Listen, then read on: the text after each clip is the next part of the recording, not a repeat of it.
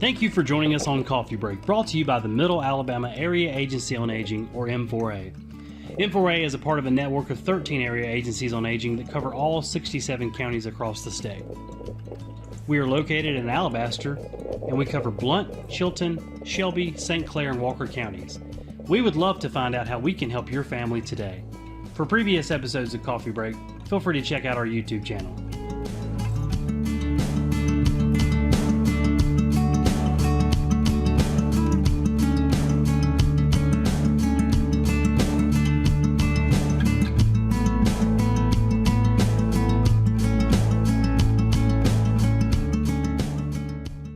Have this set up in a presentation style format. So if you have any questions, feel free to use, if you look towards the bottom of the screen, there's a chat feature as well as a Q&A session. So make sure if you have any questions while our guest speaker is speaking today, to be sure to type those in there, and we will make sure towards the end that we can address any of those questions that you may have or suggestions. So. Okay, so we're going to go ahead and introduce today's speaker. Again, this is session number 6, and we are very excited to have a longtime advocate and friend and supporter of M4A, Ms. Miller Piggott, who is the Executive Director of the Alzheimer's of Central Alabama, located in Birmingham. So I will let Ms. Miller take it over from there, and she is certainly going to give us an eye-opening experience that we can all utilize. And hopefully, like I said, you can share this with those that you think could benefit. So, Miller, I'll pass it on to you. Thank you, Jeremy.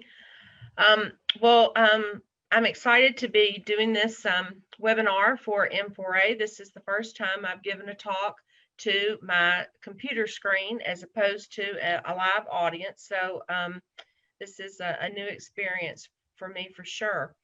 Alzheimer's of Central Alabama is a local organization, and we serve the 21 counties across the central part of the state. And we have been at this for 30 years.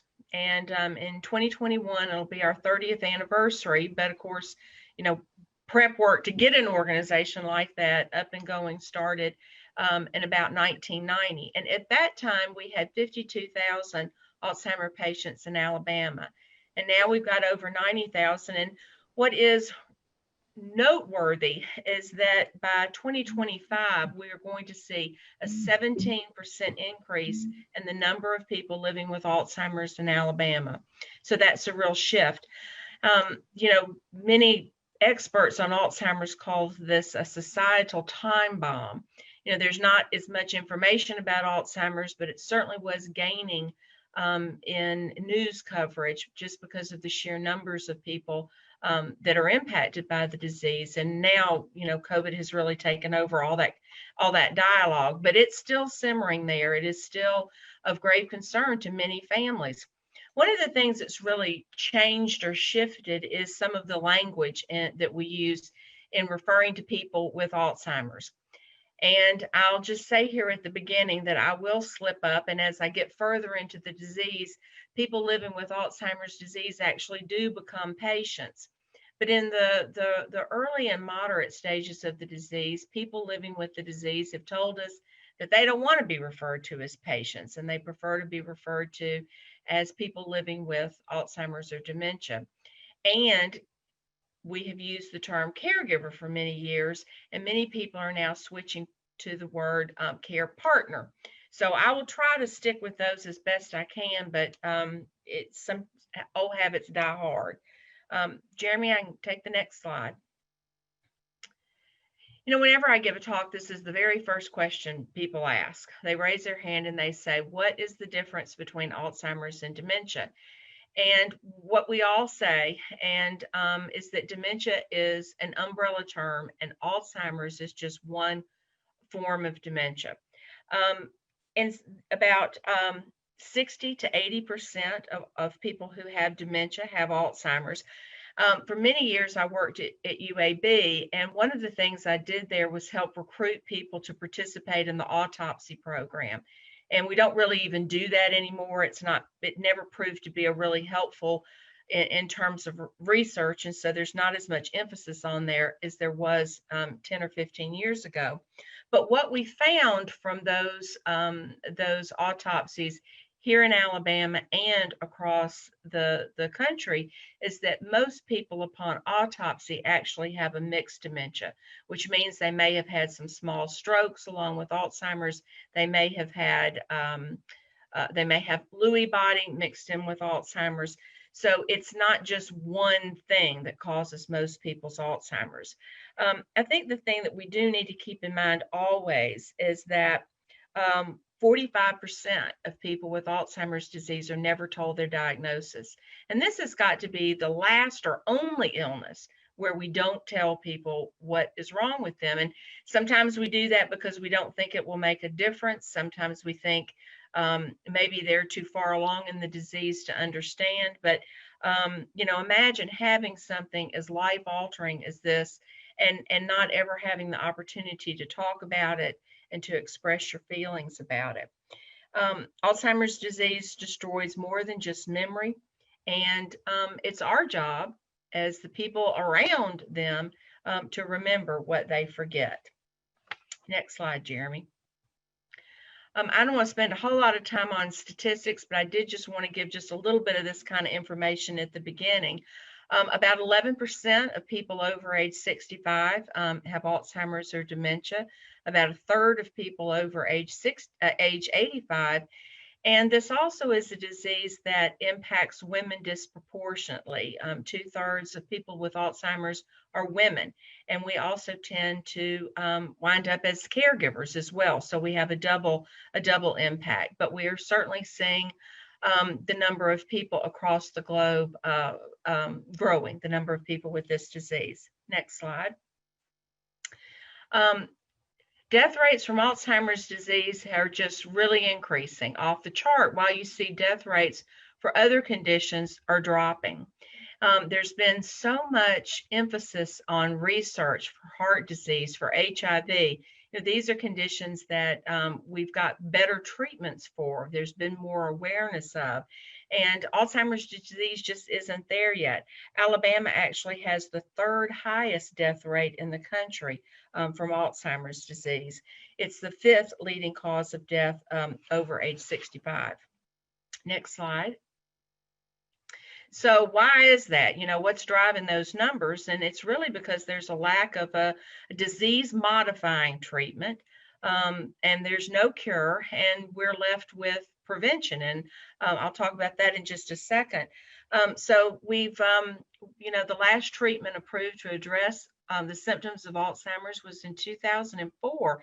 And stop and think about what that really means and how that impacts people, and think about all the people that you know or you've heard of that have gotten some life-altering cancer treatment that we didn't have a few years ago, and now it's made a real difference.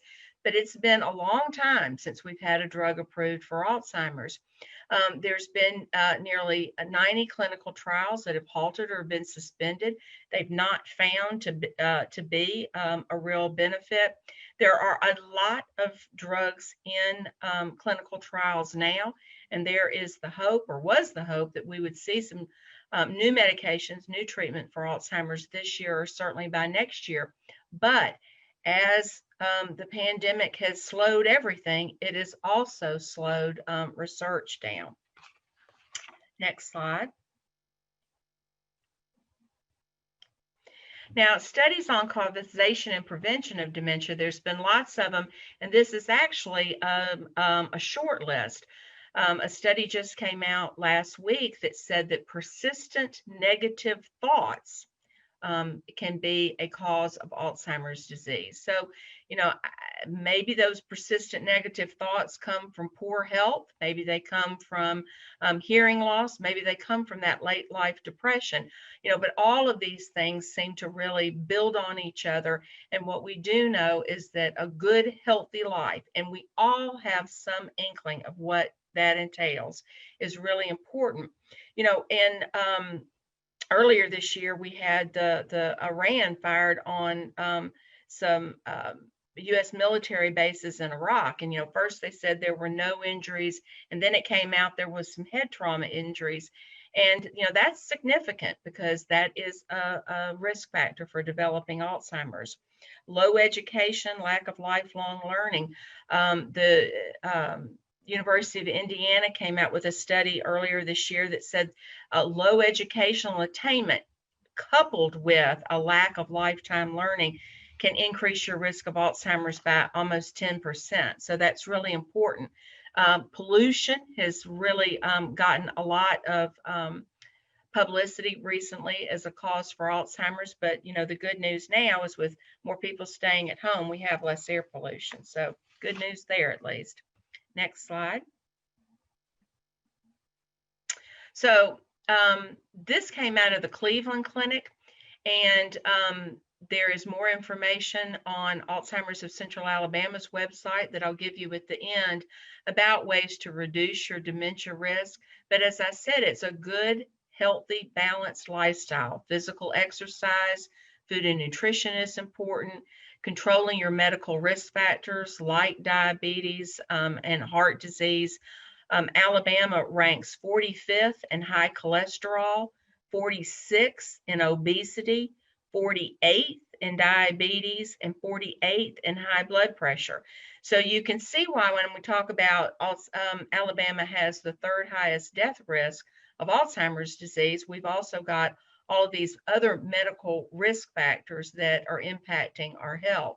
Sleep is very important. There's been a lot of studies about the importance of sleep and sleep hygiene, keeping your mind fit, using it rather than losing it, and staying connected. So those are the important tips to remember when reducing Alzheimer's. So now I'm going to turn to what we're really here to talk about today, and that is, how do we navigate Alzheimer's? I mean, what do we do? What steps can families take to help? And I think for many families, once they begin to notice symptoms and you start to think back about it, it has a very insidious beginning. And that diagnosis at the doctor's office is rarely, the first inkling that families have had that there's a problem. And so when did Alzheimer's begin? It began when life is interrupted. So next slide. I know that the good folks at M4A have used these two slides. I don't know if they're still using them, but these were, this is Philip and, well, I can't think of her name off the top of my head. Anyways, Kristen Morris, they live in Tuscaloosa. Kristen was diagnosed in 2006. I think what's stark about these pictures side by side is that in 8 years, it looks like she's aged 30 years, doesn't it? And that's not a symptom of Alzheimer's disease, but in that picture in 2014, I think if you know much about Alzheimer's disease, even though it's kind of a side view, you can see that the gaiety in her eyes that she had in 2006 is diminished, and she's got a more vacant look, and that's typical of Alzheimer patients. She went to an adult daycare, Caring Days in Tuscaloosa for many, many years, and Philip was a very faithful caregiver for her. When she was first diagnosed and he continued to need to work, he wanted her to go to an adult daycare and she refused. And he would go home every day at lunch to check on her. And one day on his way home, came across her. She was in the middle of the street, obviously very distraught and lost. And he ushered her into the car and she was crying and she said, I'll go to that daycare. And she went literally until the end. So, daycare provided important comfort for that family, that provided important comfort for Philip because he knew she was well taken care of. And Caring Days really made an all-out effort to provide for her. And even in the very late stages when she was in a wheelchair, they continued to provide care for her and wrote grants to get programming and equipment to help take care of late stage patients. And they're the only daycare in the state that actually does that. So next slide. What are the warning signs of Alzheimer's? Well, of course, it's memory loss that disrupts daily life. And it's important to note that the kind of memory loss that people suffer from It's not like they can't remember things that happened a long time ago. It's that they can't remember what's happened right now. They can't remember if they've taken their medication. They can't remember if they've paid a bill. It's the memory loss that disrupts daily life. Challenges in planning or problem solving, difficult completing familiar tasks at work or at leisure. This would be like balancing a checkbook or meal preparation. Confusion with time or place, trouble understanding visual images and spatial relationships. And that's why part of that evaluation for Alzheimer's disease includes drawing the face of a clock, because they have a difficult time getting the numbers in the right place on the face of a clock. Next slide. New problems with words and speaking or writing, misplacing things and losing the inability to retrace our steps. I think we all feel that little moment of panic when we can't find something, and thank goodness things usually turn back up, but misplacing things is certainly a symptom. Decreased or poor judgment. One of my support groups members, her husband sold a piece of property for way undervalued, just way under what the property was worth. And that's the kind of poor judgment that we sometimes see. Withdrawal and changes in mood and personality. So those are sort of those warning signs. So next slide. The diagnosis of dementia, and I'm not going to spend a whole lot of time on this, but it's important. People are always curious about getting in at UAB and the Memory Disorders Clinic, and we're so fortunate to have a resource like that here in the Birmingham area. But they stay very backed up for new patient appointments, and it's generally months before you can get in. And so if you're going to be seeking, an opinion of your internist, for example, I think it's important that everyone does have at least one workup for dementia, which includes some mental status testing. That means some paper and pencil testing. That's part of what they do at UAB with that neuropsychological testing. And talking to the family and getting the family's perspective on what the problems are. We want to do some lab tests to rule out things like vitamin deficiencies, just to be certain that there's no other problems going on, and some type of brain image is important. So once you realize that Alzheimer's is interrupting your life, what's sort of the first pickle that caregivers find themselves in? It's that rock and that hard place. I can't ignore it, but I can't fix it. And that's sort of that dilemma that comes into play when they're you're trying to make that decision about taking the car keys away or taking the checkbook away. You can't ignore it. It's too dangerous. And so that what we tell our families is, even if you can't ignore it, and even when you can't fix it, you can learn to manage it. And what that means is that means that you learn to manage you. There's really only two things that you can control, and that's you, your emotions and your responses, and the environment. And the people who are around you are a part of the environment, because you can't control the person living with Alzheimer's disease. You have to realize that they have a disease that causes them to act this way. It's not them acting this way just to be belligerent. I've always loved this quote by Dr. Elbert Cole. He cared for his wife, Virginia, for 17 years. And this was a long time ago, back when there was not the kind of education available that there is now. But he's one of those people that just instinctively knew how to do it. And he says, the shift from cure to care was an important decision for us. I realized my task was to manage life, while Virginia's task was to enjoy it. And I love that he realizes that he has to unburden her. He has to not have expectations of her, so that she can have as good a day as possible. He talked about the difficulty of getting her in the car. Sometimes she would just get right in, and other times she'd stop and hold on to the top of the door and refuse to get in. Well, you can't force her in. So Dr. Cole would change tactics. He'd point out something in the yard. He'd lead her away from the car.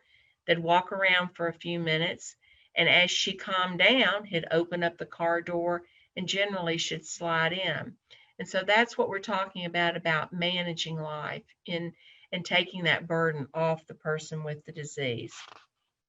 This list of things came out of a support group in Ohio, in Cleveland, Ohio. But I think anyone living with Alzheimer's disease can tell you these are the kinds of things that they worry about most: retaining self-confidence, overcoming feelings that people don't trust them. I mean, this can be a real scary time for them. And one of the things that we see sometimes with Alzheimer patients is paranoia and distrust of those around them. And so that's why I think it's important that we manage life so they can enjoy it. And when you do that from the beginning and you work on their feelings and their concerns, sometimes you can avoid some of the behavioral symptoms that we see down the road. Next slide. So this is sort of the list of things that Alzheimer patients can feel, and then we're trying to work towards nurturing those positive feelings. I always tell this story because it just really impacted me. I was at a support group in Bessemer and some years ago, and as we were going around the room and introducing ourselves, it became very obvious that that one of the gentlemen there had brought his wife, who actually was the person with Alzheimer's, with him, which is not typical in a support group. And when we got to him and he introduced himself, he said, "Yep, I'm here with her," and he pointed over to her. And I'm telling y'all, she just had a look of utter embarrassment on her face. And when the meeting was over, I was trying to get over there so I could give her a hug, and that was back when we could give people hugs. And he's standing at the door going, "There she goes, she's trying to get away again." And I thought, if you look at that on the surface, you may think she's got an elopement problem, she's at risk for wandering, but it's not that. She's trying to get away from an embarrassing situation because her husband embarrassed her introducing her that way. And so it's important for us to remember that people who have Alzheimer's disease are not dumb. Their emotions are still there. Their emotions are very much intact, and it's very difficult for them to navigate this life. The Eden Alternative website had some words that a woman wrote that has frontal temporal degeneration, and she talked about people asking her, what's the most difficult thing about having this diagnosis and having dementia? And she said, people thought it would be, my loss of independence, or I can't drive anymore, I'm not able to work. And she said, but it's not that. It's the lack of confidence that I feel. And this is what she says. I used to think of myself as quite confident. I was certain of my relationships, my art, managing money, working as an RN, taking care of my pets. Now, not so much. I'm not confident. I feel incapable, less important. My overall interactions with the world are skewed. My communication and problem-solving skills are lacking, and the world is a scarier place. And if you love someone, or if you even know someone who has Alzheimer's disease and you're aware that those are the kinds of emotions that they experience on a daily basis, it just makes sense that you would try to nurture more positive feelings and help them feel connected and help them feel oriented and help them find contentment and peace. Next slide. So the disease course is different for everybody. One of the things that we say is that if you know one Alzheimer's patient, you know one Alzheimer's patient. Just as we are all individuals before diagnosis, we're all individuals after diagnosis. I have always used the early, middle, and late in terms of disease course, just because I think that's easy and works. if you are serious about learning more about the stages of the disease, again, I'll give you our web address at the end, but we did a webinar with Dr. Renee Harmon on mapping Alzheimer's disease, and she really went in detail about the different stages. And some people find that kind of information very helpful, because we're all looking for a playbook. We're all looking for how long is this going to last and what's coming next. And unfortunately, it doesn't always fall into neat categories like that for people. But if you like having that kind of information, there are a lot of detailed stages that have been laid out. So I think it's supervision. People start with that needing supervision, and then they progress to requiring custodial care, and finally they need nursing care. And if you think about it, and again, this is not to say that we ever treat someone with Alzheimer's like a child, because we absolutely don't, but it's the reverse of how we come into this world.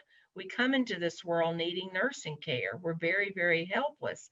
Someone has to feed us and dress us and bathe us and change our diaper. And then we need that custodial care, and as we grow and gain independence over time, until finally you have a teenager and they need supervision. So, when you think about it like that, Alzheimer's disease presents the opposite.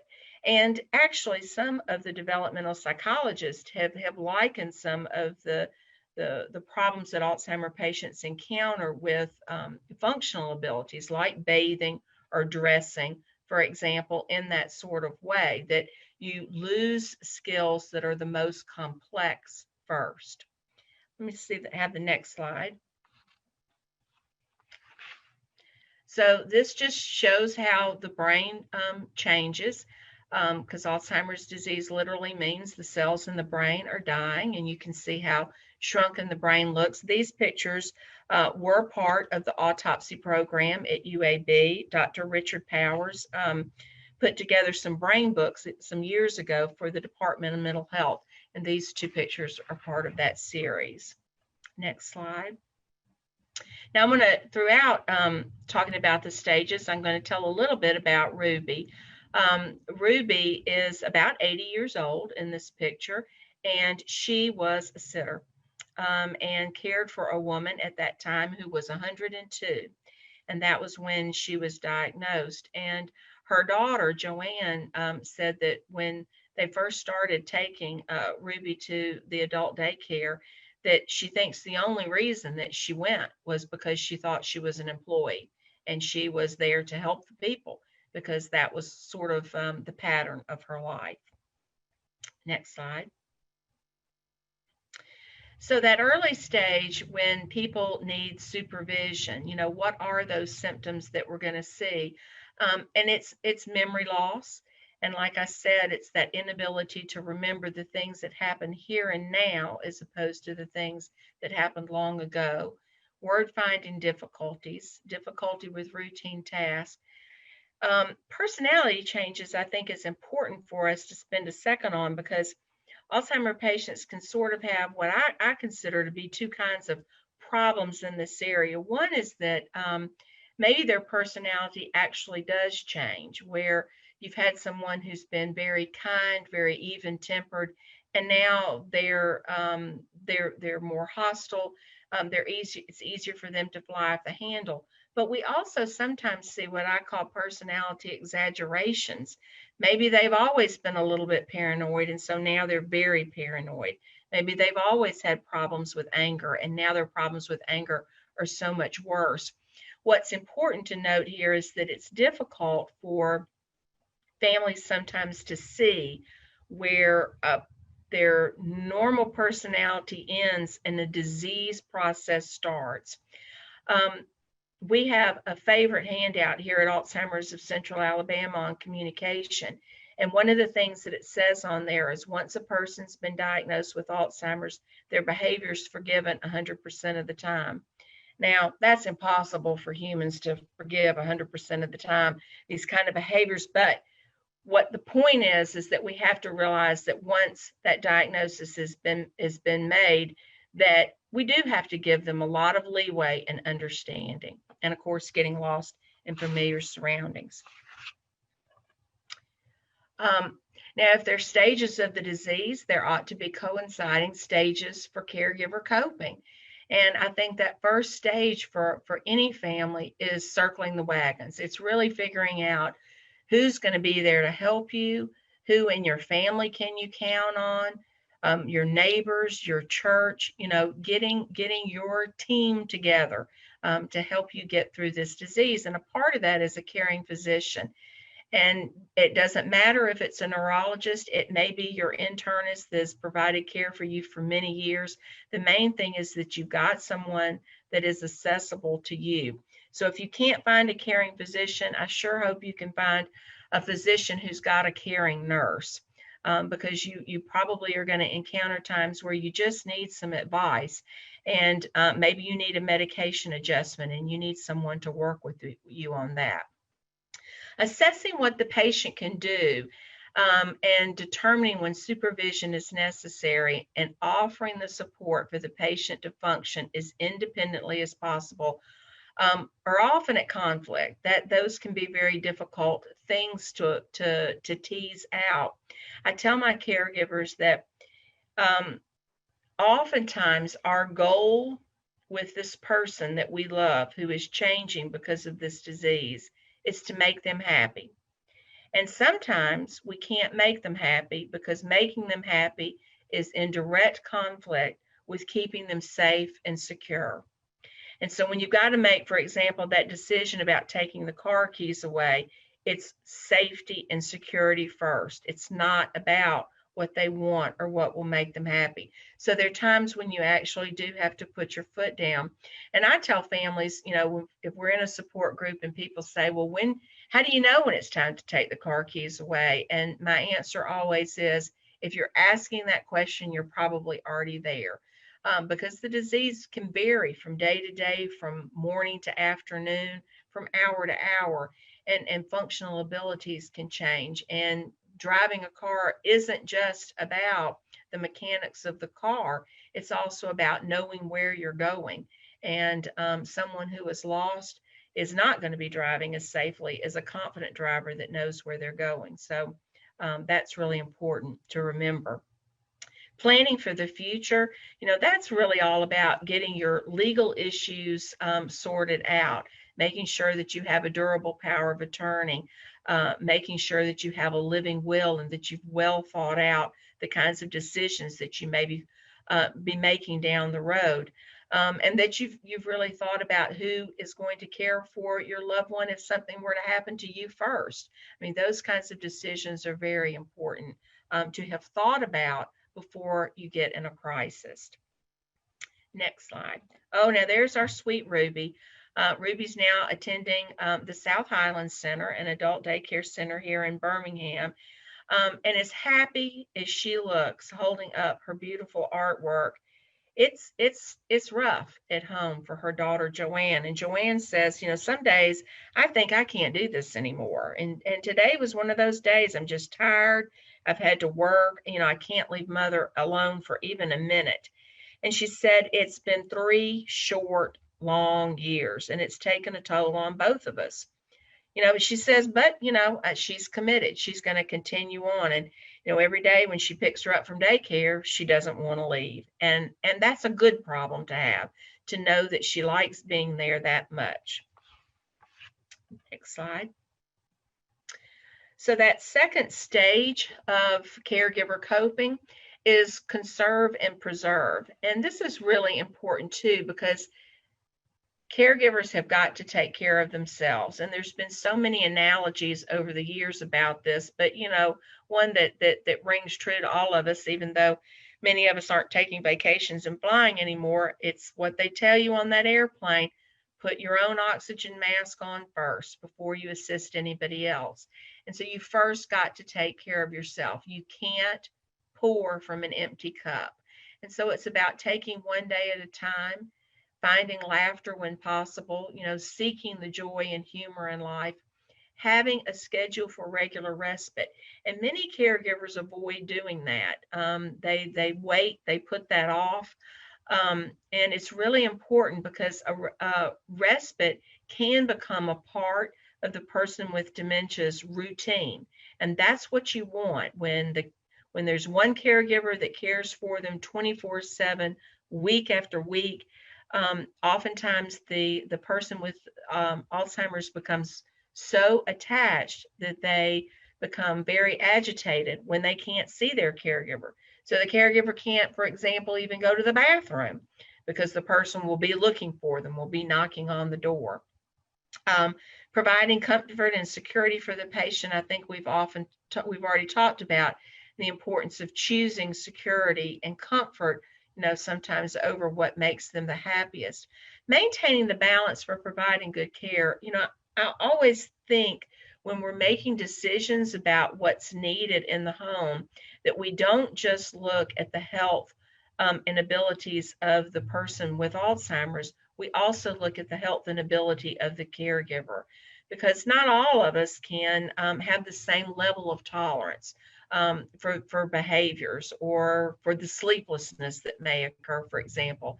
And so it's important when you're thinking about, is home care working, or do we need to add more resources, that you're not just looking at the patient, but you're also looking at that caregiver.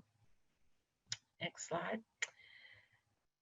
So the middle stage of the disease is where people need 24-hour-a-day custodial care. And this is where the road can get a little rough. These are people who are typically still mobile. And so they may be packing to go home. They may be wandering and pacing. These kinds of things can be very difficult for families to manage. Repeated actions and questions, when are we going home? When are we going home? This kind of thing. And caregivers have to have a great deal of tolerance. And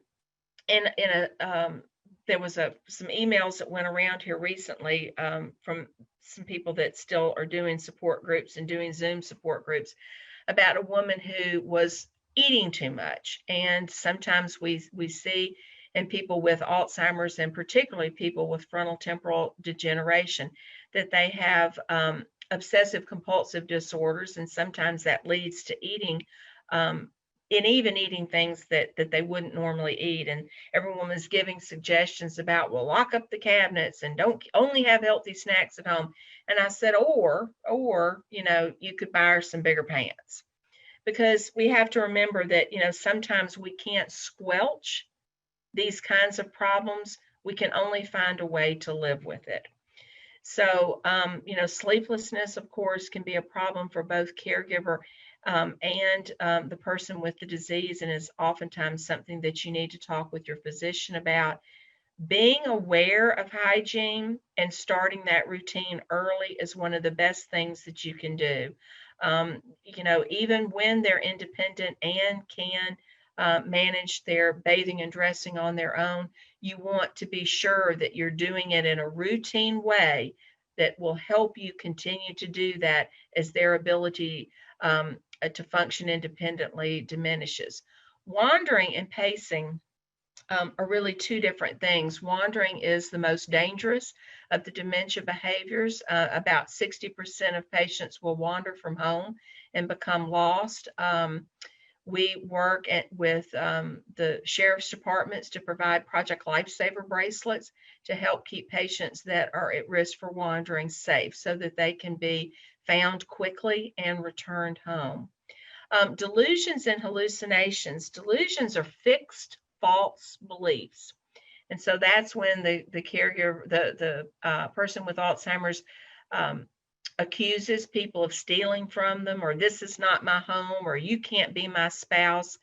And it's difficult when we say, don't argue with them when they've got those kinds of delusions. And it can be very challenging to sidetrack them. It's not always, well, let's go have a cookie and a glass of lemonade. Sometimes those distractions don't work when someone gets very worked up. Next slide. So obviously I've been using this quote from Dr. Burkett for a long time. For every disturbing behavior, there's someone who is disturbed. Identifying who is disturbed is the first step. I had a caregiver that said his wife was driving him nuts, just nuts. And do you know what she was doing? She was watching Gunsmoke all day long. Gunsmoke with the TV turned up really loud. And I don't know why she doesn't remember. She's already seen those programs. Well, of course, we all know why, because she's got Alzheimer's disease. So you have to think, for what we consider to be a disturbing behavior, who is disturbed by that? Is it the caregiver, or is it a behavior that's truly disturbing that needs some type of intervention? So this is the real big message. You know, this is an aha moment for many caregivers. I think people are more aware that redirecting works better than rationalizing and reasoning every time. We tell our families, you know, don't reason, don't rationalize, don't argue. Always try to redirect, and try to redirect in a positive way. Let's go use the restroom. Let's go wash our hands. You know, if you are trying to redirect someone, you know, make it something that that fits the moment. That's the best thing to try to do. Next slide. Learning the Alzheimer's language. That means, you know, to respond to the cause of the behavior rather than to react. And so it may be that when you see a behavioral problem, that they just need to go to the bathroom. I mean, maybe they're constipated, maybe they're thirsty, or they're just bored, or they're hot, or they're cold. But if you think about it, if any of us were caring for a baby and the baby started to cry, we instinctively know some things to do, some things to try with that baby to soothe that baby. But what we know is that oftentimes it's not that the baby's wet, and it's not that the baby's hungry. What the baby wants is attention. They want to sit down they want us to sit down in the rocking chair and hold them and soothe them. And that's oftentimes the one response that we have a difficult time giving to our Alzheimer patients, is just that undivided attention that they need. You know, just hold their hand, just sit with them for a moment and see if that upset can't pass. So I think that's really important to keep in mind. The ABCs of ADLs. ADLs are activities of daily living. That's things like bathing and grooming and dressing and toileting. And the things that we have to be aware of is that, you know, those can all be explosive situations, or they can be situations where you manage them with your tone of voice and your body language. So the first thing is you have to have acute awareness of how the environment is impacting them. What does it feel like to be them at this moment? You know, do you have someone that you're trying to undress and they're resisting that? Well, of course, they're feeling embarrassed. They don't want to be undressed. So you handle that in a certain way. Breaking it down, you know, tell them what you're going to do before you do anything. You know, I'm going to brush your hair. You know, don't just come at them with a brush and start brushing their hair, because they don't know what you're doing. It might shock them. Calm, cool, collected communication is the most important thing that's within our control.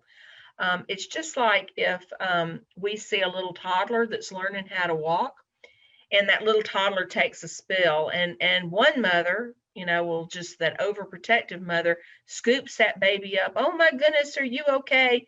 And another mother says, all right, you're all right, get up, go on. And what does the baby do? The baby responds to the mother's tone of voice, body language, facial expression, and our dementia patients will too. And so we want to be sure that we're always using that tool that is within our control, and that's calm, cool, collected communication. This next slide, now there's Ruby, and I wonder if you've noticed one major change in Ruby here. Joanne took her to a family reunion. She had not seen some of her more distant relatives in a while, and everyone said to Joanne, "I can't believe you are not coloring your mother's hair anymore." And Joanne thought, wow, I wish y'all would have said, wow, your mother looks great. It looks like you're doing a good job with her. But that wasn't the feedback that she got. But Ruby is standing there in a pair of what her daughter referred to as expensive jammies. I didn't even know this about Ruby. Joanne had never shared this in a support group, but Ruby actually has a colostomy. And as her disease progressed, that became a real issue and real problem for her. And so we suggested this jumper type pajama for Ruby to wear that has buttons in the back so that she would leave her colostomy bag intact during the night. So, there's solutions for every problem. You just have to brainstorm about them. Next slide. So that final stage of this disease is when that person needs nursing care. And, this is when you have to remember everything that you do for your body, you need to think about doing for their body. If your lips are chapped, their lips may be chapped. If you need to blow your nose, think about they may need to blow their nose as well. If you need to go to the bathroom, take them to the bathroom too, because you need to be thinking about a schedule. That's the first way to handle problems with continence. Difficulty with mobility. Most patients may begin to walk with shuffly steps, and that can be a problem because it's difficult to introduce a cane or a walker. Eating difficulties, and patients begin to speak less and less. So the final stage of caregiver coping, I call letting go, but it's not about letting go of your loved one, because that's not what it's about. You love them very dearly. It's more about letting go of unrealistic expectations and letting go of the frustrations that you may feel and allowing yourself to grieve. And that's really important. I think every family needs to face their ethical decisions with the knowledge that they've done all they can. And that's why I said in the beginning that it's so important to think those kinds of decisions through before you're faced with that emergency. And caregivers need to feel good about the care they're providing. I think that's very important. Just like Joanne felt so disheartened when her family said, well, you're not coloring your mom's hair, instead of, wow, I understand you had to get one-piece pajamas for her. You've got to find that feel good from within, because you may not get that kind of thanks and appreciation from those around you. And the most crucial thing is to share what you've learned with families just beginning the journey. I find that to be a crucial way to find meaning from this experience, to help a fellow traveler on this journey. And that can be very fulfilling and rewarding. And that's why support groups can be so helpful. Now, this is Ruby, and she's at our Alzheimer's walk. She's in a wheelchair at this point, and we had someone making balloon hats, and that's Ruby's doll with her balloon hat on. And I just love the beautiful words that her daughter wrote about her. She said, she started that daycare. She was a pretty brunette, but now at age 86, she rides in a white-haired, steely, blue-eyed beauty, captivating everyone who crosses her path. We could have fought it, feared it, or faltered in it, but somehow we just faced it, often with a smile, one day at a time. And I think I'm in a place of not giving up. I just want to provide as much grace and dignity for my mother. This is the hardest thing I've ever done, and it's the one thing I want to do the very best I can with no regrets. The newest member of our family, Mother's baby doll. It's brought us so much joy and laughter. Who would have thought it?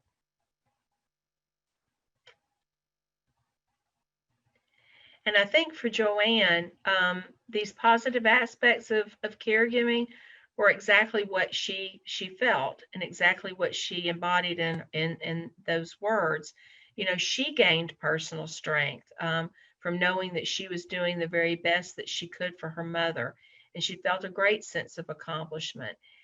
And maintaining that cherished relationship, even though it's very different, you know, you certainly have that relationship that's still a part of you.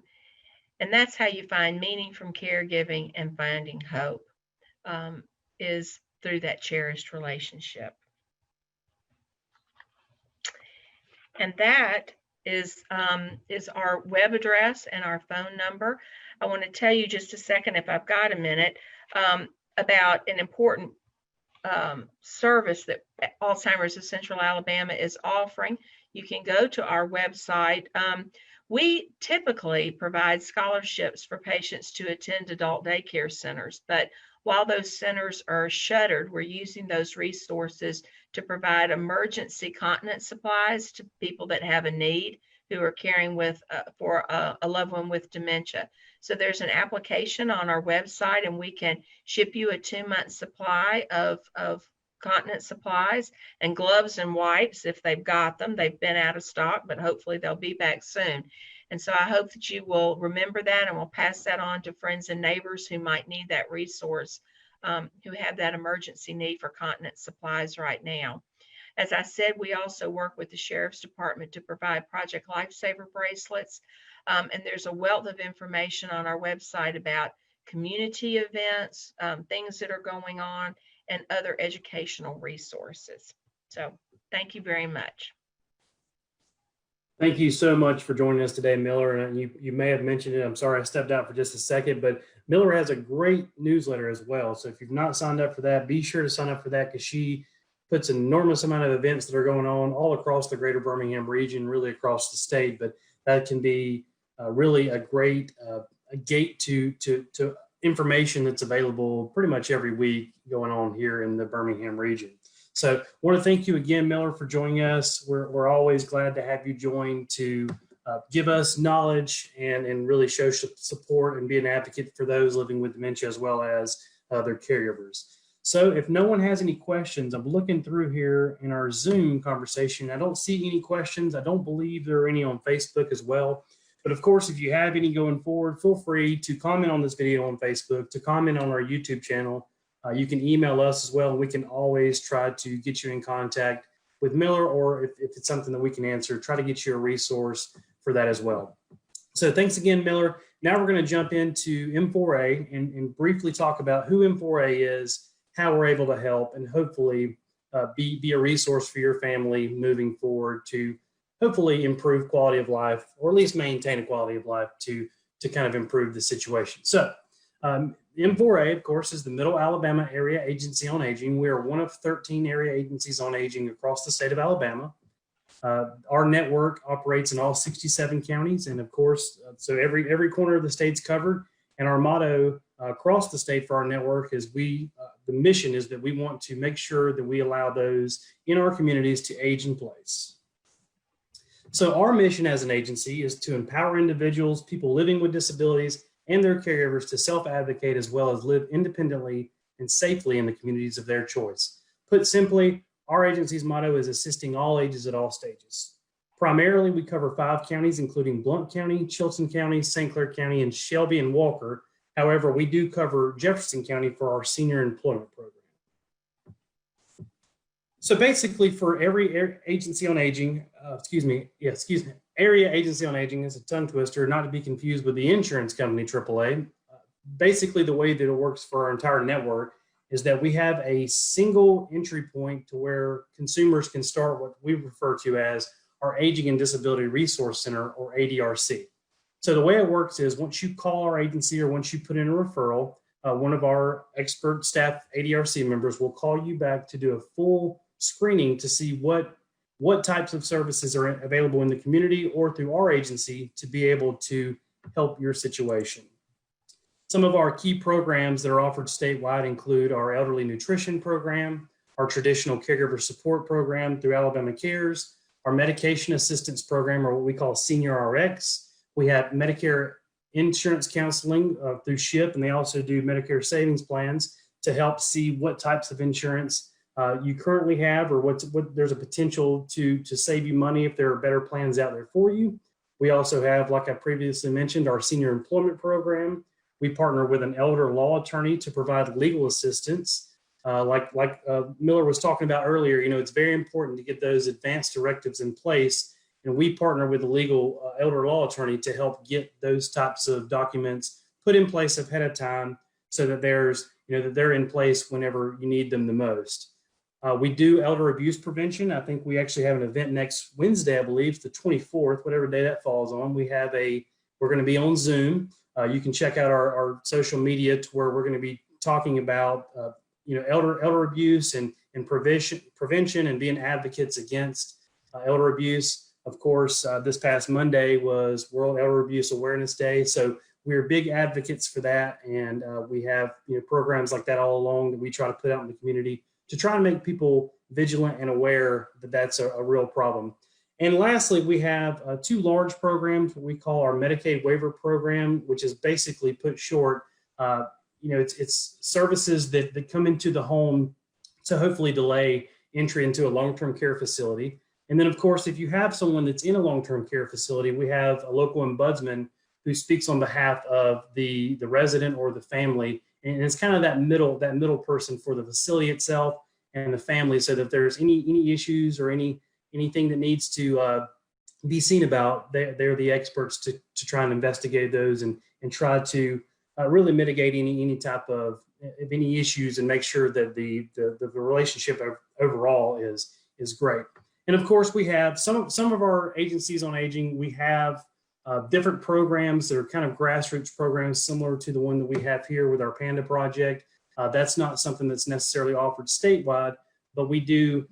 These are the core services here that you see on the screen that we provide across the state. All right, so as far as our agency, the traditional route is typically calling into our agency or coming in person to make that referral to see what types of services you, your family, your loved one, a friend, whoever it may be, is what they're eligible for and what might be available in the community to try and, like I said, help their situation.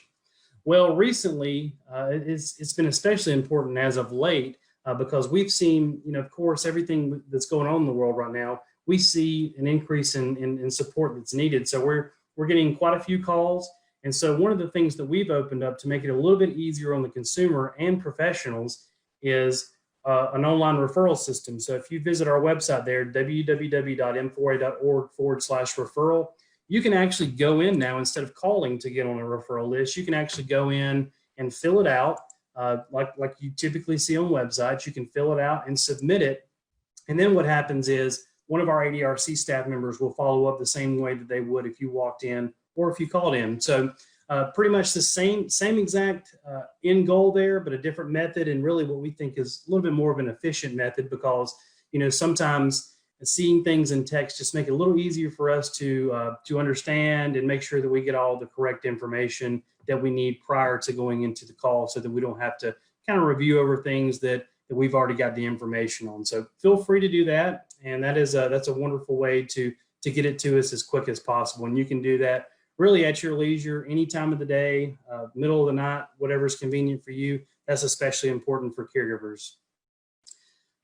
Also, we definitely encourage you to stay up on our, as far as up to date on our events. The best way to do that is through our social media. We try to keep our website up to date as much as possible, but social media seems to be the gateway for everybody's news and information and entertainment these days. So we find that, as with everybody else, we find that social media has a positive impact for us to get our message out as far as the events that we're having and promoting those. So we, of course, have an account on all the four big ones. So we've got Facebook, Twitter, Instagram, and YouTube.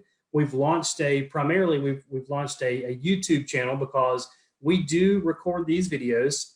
We're actually live right now on Facebook, but we actually take the recorded videos of these to turn them into something that that we put on our YouTube channel so that you can go back and listen to at your leisure. You can skip through it.